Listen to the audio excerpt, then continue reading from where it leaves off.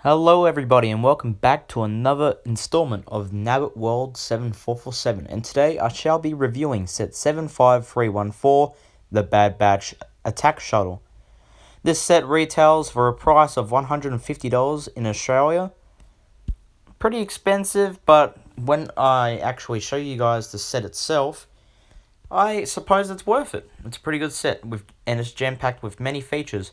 As you guys can see by the back of the box, it shows numerous play features and all the characters just roaming around on, I'm guessing, Tatooine or some other system in the Star Wars universe. And the set also includes two speeders, one bark speeder and a regular speeder. And they're pretty good. The set is a pretty good value. I mean, you get the attack shuttle and two speeders, with the addition of 5 minifigures and also a gonk droid, which include Hunter, Wrecker, Tech, Echo, and Crosshair. And we cannot forget about Gonky. But without anything further to do, let's get into the time lapse of me building the set.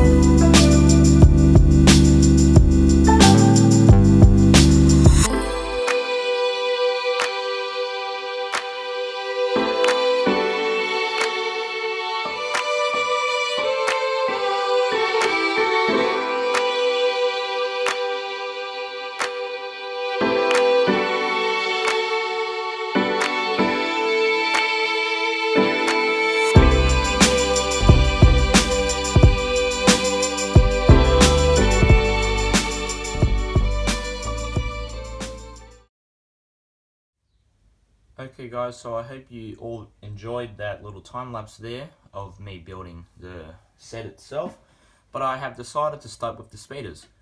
So let's get on with it. I'm going to get rid of that speeder for now, but here we have the Imperial Bark Speeder. Now it is exactly the same, pretty much the same as the 501st speeder, but the key differences are, if I lift off this brick here, I'm not sure what this piece is called in universe, but there's a storage compartment there where you can store weapons or stuff. Like, I'll put a weapon in there, but you cannot put this thing back on if you've got a weapon in there. Maybe you could put a thermal detonator in there or something. I'm not sure. But if I just get the 501st Bark Speeder, as you guys can see, if I take off this piece, there's only a standard jumper plate. And the key difference is that it's a different color, as the 501st Speeder being blue and a light grey in tone of colour, and the Imperial Bark Speeder being a dark grey and a black. Overall, it's a rather nice inclusion in this set, and it does the same thing as the 501st Bark Speeder. You can sit a minifigure on there and get the steering controls on. That piece is just broke, doesn't really matter, but as you guys can see, he can clearly be able to steer it. It's way oversized, but everyone in the Lego community prefers it to be like really small and toned down, but I actually like this size, and it actually looks quite nice. But overall, it's a really nice build, and now I've got 2 Bark Speeders to my collection. As in the words of General Grievous, another fine addition to my collection. And, I mean, it is a really nice inclusion to get in the set and definitely boosts the value up. Now let's get on to the other speeder. I'm not sure what the speeder's called in universe, but we can get Hunter here because he uses this speeder in the episode when Fennec takes Omega, since she's been hunted by bounty hunters. But overall, I really like the contrast of the neon green there, and it is a pretty smooth looking speeder. And I think these are like cargo things that carry cargo or something, I'm not really sure. But overall, these two speeders, they're really nice inclusions to the set and definitely boost the value up. So now let's get on to the Havoc Marauder itself. Okay guys, so here's the Havoc Marauder itself. As you guys can see, it is a fairly nice detailed set. Now, the tone of color that they have used is sand blue. Now, other people believe that the ship itself in the Lego format should be a darker grey. But in the show, in Season 7 and the Bad Batch series itself, the ship, if you have a look at it in closer perspectives, it actually looks more sand blue than grey in my opinion. Anyway, so the wings can fold all the way down. I've got it in a 180 degrees now. I shall put it into its flight position. Just bear with me. Okay, so now it's in its flight position. Now, the ship itself in its flight position works. I don't know how I'd display it in its flight position, but we can see the detail on its wings, and there's even detail on the back of the wings, so overall it looks pretty nice. And there's some spring-loaded missiles, and sadly there is no landing gear, so the ship is going to be a bit lower to the ground, a bit more than what it would be if it had landing gear. But let's get on to the interior now. They use a printed cockpit piece, and I can just lift it up like that, and inside of the cockpit itself, I've got a gunk droid in there for now. Anyway, so inside of the cockpit itself, there is two seats that can fit two minifigures in, and a control panel. So I'll take Tech right here, and just fit him in there, nice and snug. Since Tech usually controls the ship's controls, and also Echo as well. And there goes Tech. Anyway, so they both fit nice and snug in the cockpit. No problems with closing for that there. But overall, in the show itself, in the Havoc Marauder in canon, the cockpit is way more spacious. But I mean, this is a Lego set, it works, and I mean, it looks alright. Okay, and here is the back end of the ship. There's two stickers, one with a Phase 1 Clone Trooper helmet, saying something in Arabic, I think that's the name for the Star Wars language, and a Venator. Anyway, so I just put Wrecker and Hunter into the back end of the ship onto their seats. Now, if you want to close the roof and the fin piece to cover it all up, you're going to have to put Hunter and Wrecker, or whatever minifigures you have in there, into the little crevice, and you can just shut it like that, and it works, I guess so. Now, this ship itself has a ton of details, and overall it looks pretty good. Now, the price range, $150. It's kind of like the Razor Crest. You can get that for $160 now, and you get more minifigures than the Razor Crest, which retailed for $200 AUD when it first got released. But it's a pretty good value and a good looking set. Anyway, let me get it into the flight position now. Okay guys, so here it is in the flight position. As you guys can see, it looks pretty good, and it looks pretty good on display too when you've got it sitting there in its flight position. Now the wings come to a stop at the panels, and overall a good looking set. Now let's get on to the minifigures. Okay guys, so here are the minifigures. We have the addition of Hunter, Echo, Tech, Wrecker, and Crosshair. And not forgetting the gunk droid over there, which he really isn't a minifigure, he's just a build, but Lego includes him as a minifigure. But for this video's sake, we shall get rid of him, just sit him over there. Now, Hunter comes with a hairpiece, and so does Tech. Now, with Hunter over here, he comes with the accessory of 2 knives, but I have replaced one of Tech's pistols, well, blasters, for one of his knives, and gave Wrecker the other knife there. But as you guys can see, we can take off Hunter's helmet and put his hairpiece on. Now, sadly, the little skull there is covered by the hairpiece. Now, the bandana is meant to be around his hair, not on his head, underneath his hair. But overall, the minifigure works, and he's got some nice leg printing there and nice torso printing. Now, on the back of him, he just has, if I can set it up right, he has his backpack printed on there, but all the other minifigures in this, except Tech, have their backpacks printed on their back, which I don't have a problem with that. I actually prefer them to have their backpacks printed on their backs, so it's easy. They look a bit more cleaner, you know, because when the Lego tends to build backpacks, they're really bulky. But that's Hunter. He also comes with a double face, which is an angry grin looking face. And yes, I guess that suits him more, but he is the captain of the Bad Batch, Coin Force 99. But we can now take Hunter off, and here is Echo. Now, Echo uses Hunter and Echo and Crosshair use the standard Clone Trooper helmet. But if we take off, well, before we take off Echo's helmet, as you guys can see, very nice details on Echo's helmet there. Now, there is no back printing where his modular would be, or his apparatus that he's got there that keeps him alive after the events of Season 7, where he got drained by the Separatists. But if I take this, well, if I take his helmet off, as you guys can see, he's got a pale face because he's been drained.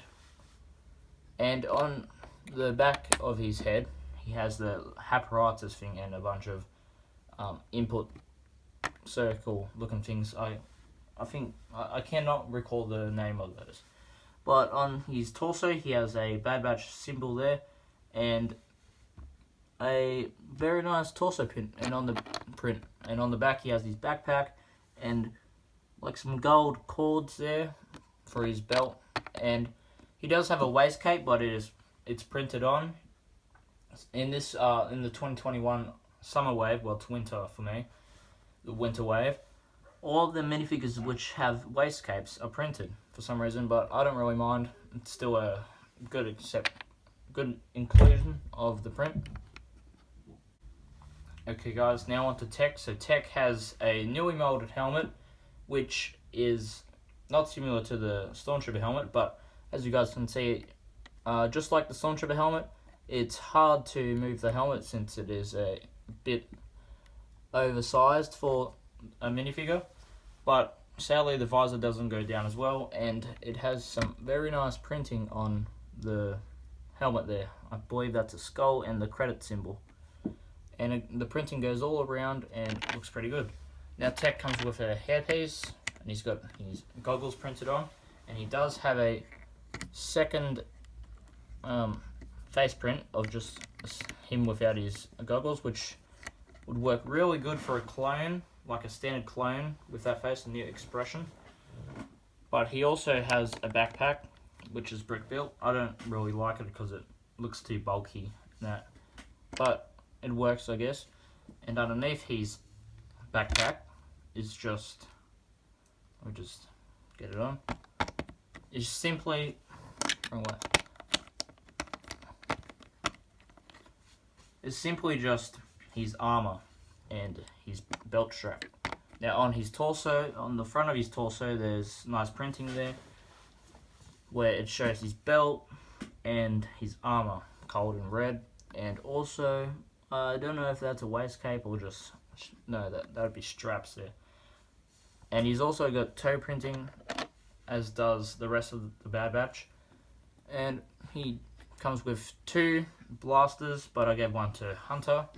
But overall, Tech is a fine addition to the set.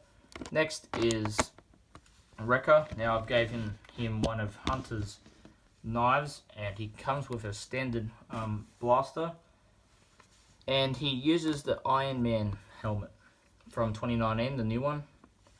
And overall, a very nice print on the Iron Man helmet, which definitely works for Wrecker.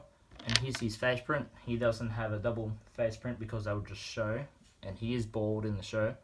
Now, he has stubble for his beard, and a blind eye, which is just shown by a white pupil.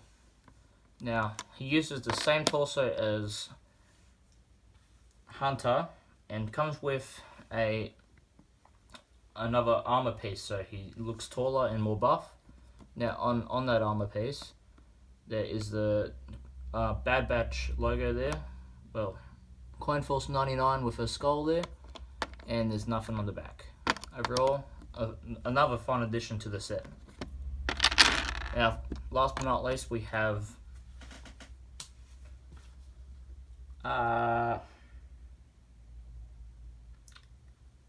okay, so last but not least, we have Crosshair.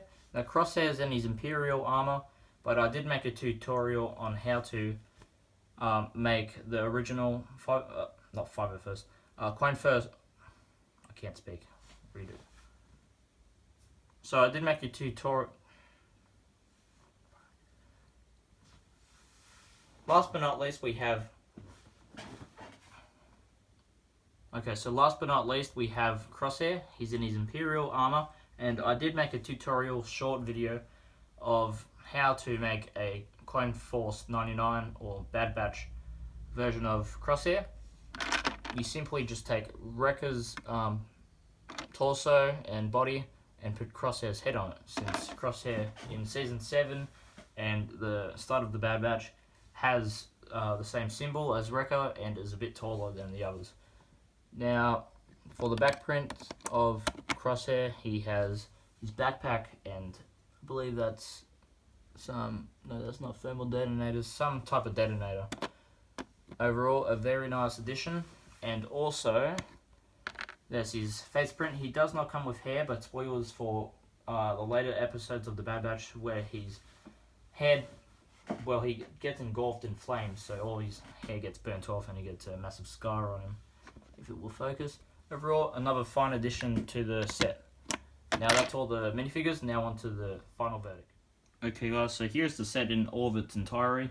So overall, it's a pretty good valued set for $150 AUD. I suppose it's worth it. You get all 4 members of the Bad Batch, excluding Omega, but I did also make a tutorial on how to make a custom Omega. You use Luke's hairpiece and Luke's torso, Princess Leia's headpiece, and black mid-legs.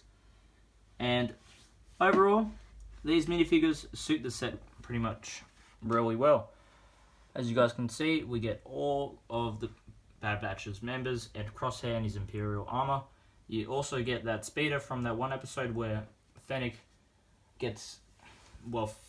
kidnaps Omega as a bounty, and you also get a Gonk droid, an Imperial bark speeder, and the Havoc Marauder itself.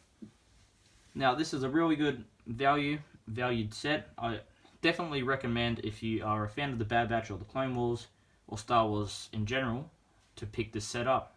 It's probably one of the best sets of the wave, and yeah. So if you haven't already, don't forget to subscribe and leave a like, and I'll see you guys in the next video.